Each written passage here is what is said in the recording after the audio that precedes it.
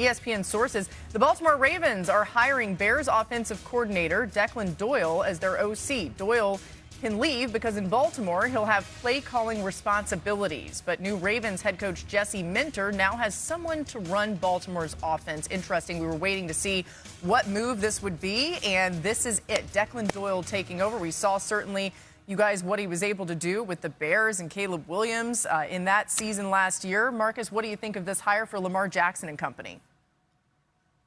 I love this hire. One, he's coming from who we regard as one of the top play callers in the league with his head coach, but also a team that's really committed to running the football. And you see the development of Caleb Williams under his tutelage as well. So you look at Lamar. Lamar already has all of these phenomenal characteristics as a quarterback, but there were times, I think situational is what the Ravens needed to get better at offensively. Like game by game, specific situational, the way that they wanted to call plays. It always seemed like when the firestorm come, now we'll hand the ball to Derrick Henry and we'll become a little bit more nuanced with our run game. So I look forward to seeing some of the creativity that we know is going to come over from what they were able to do in Chicago. I'm excited about it. And obviously it's something that Lamar Jackson either signed off on or had some conversation with based on how we heard this would go from Bisciotti and also how we heard Jesse Minter talk about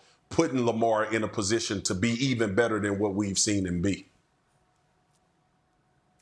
Yeah, share a lot of those sentiments. First of all, I had to get over the fact that I saw he's 29 years old, which makes me want to just like crawl into the ocean. That's crazy, right? How possible? Come on. How are we so old, guys? I'm sure he's very good, but that's just really young.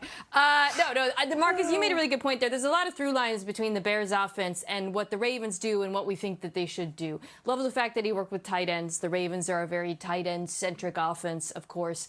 The run game with Chicago, you saw a lot of similar creativity in terms of formation and personnel usage, motion to open up things. But the difference, of course, being now he gets the greatest asset to a run game anyone can have, and that's Lamar Jackson. So I'm excited to see that, the play action pass off of that.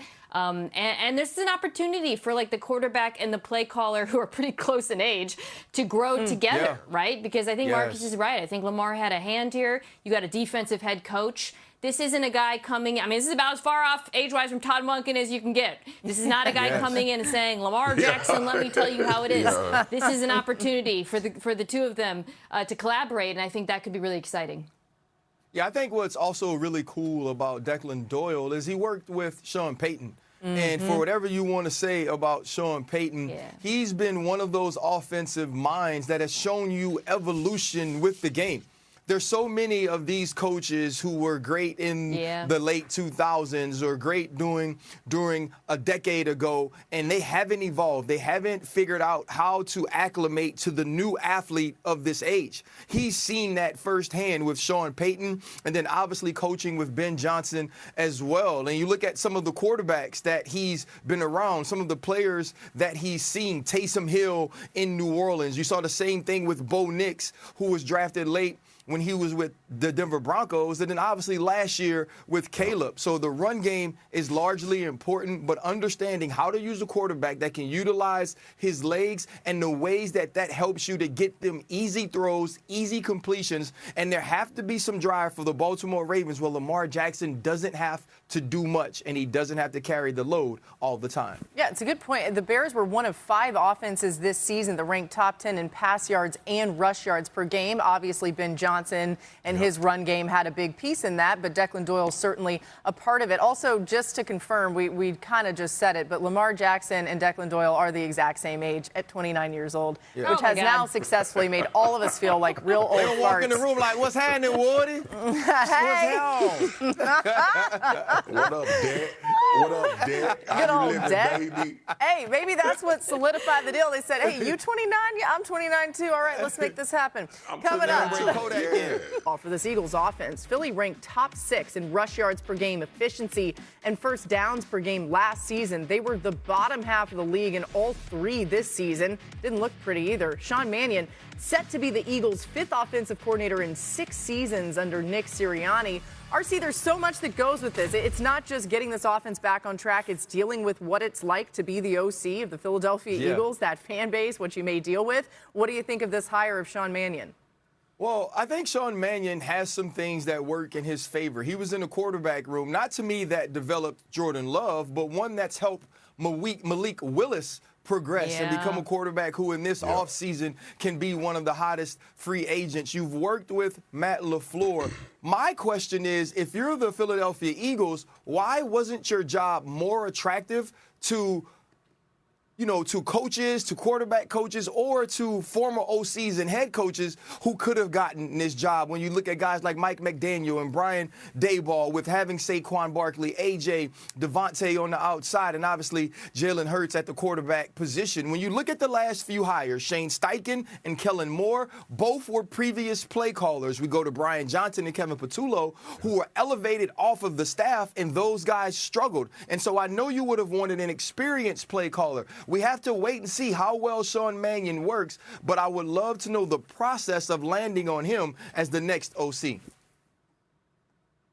I mean, you have to believe, RC, to your point, that the outside part of it has something to do with some of this decision-making from these offensive coordinators dealing with what the Philly fans are, right? And look, we talked about that throughout the season with Patullo and the egging of his house and all of that. I'm sure, like, we have to remember, man, these are people, and these guys have families that they have to think about as well. And I'm sure conversations are going around more than just, hey, I want to go coach there. But I want to get to the point with Sean Mannion, because I think you made the best one. And it was the development of Malik Willis. And it also was how well he threw the football down the field. Y'all, let's make no mistake about it. Like, Philly had to get better at being creative. They had to get better at play calling and putting, Jalen Hurts and these wide receivers in a better situation. But also, one thing that lacked this year was them being able to push the ball down the field. Even when they were a heavy run team on their way to the Super Bowl, we saw more explosive outings from them throughout the season through the air. And I think that has something to do with it. And then you look at it from Mannion's perspective, you're working with a quarterback with some of the same similarities and traits that y'all, why is the name Malik Willis, Jalen Hurts. Malik Willis that Malik Willis had. So I think there was I think there was an enticing measure for him about that correlation between Malik Willis and Jalen Hurts as well. They do have a lot in common in terms of the dual threat ability, the preference to throw the ball deep outside the numbers. So there is some interesting connective fiber there. I think what Green Bay was able to do with Willis that Philadelphia could not was run the ball, not Willis carrying the football, but the entire run game. Whereas the Eagles' run game was awful. And I keep going back to that. That has to be a priority for Philadelphia. Jalen Hurts is, I think, a quarterback with, a tremendous ceiling. But to get there, you have to have the run game because of his preference to throw the ball away from the middle of the field. You have to get certain defensive looks against him, and you cannot unless you can run the football. This job, to me, is like the ultimate high-risk, high-reward job, right? The bar is so low from last year. You have the potential to show some real improvement, and obviously you have great pieces to work with. But we also know the risk that comes with it because of the scrutiny. I do like the idea that I like the fact that they went outside, not just with Mannion, but also Josh Grizzard from Tampa. I think the fact that they're bringing in outside thinking is a good thing if you're Philadelphia, because we saw last season what happened when they just went internally with Sirianni's friend. Yeah, I'm glad that you brought up Josh Grizzard because I realized it didn't work out with Baker Mayfield in Tampa. They moved on, but I think he's a talented offensive mind and will bring a lot potentially to Jalen Hurts. Hurts, by the way, 200 fewer rushing yards and 4 fewer rushing touchdowns this season compared to last season. If they could get his legs going, the rush offense would look a little different too. We're just getting started. NFL Live on this Friday. Glad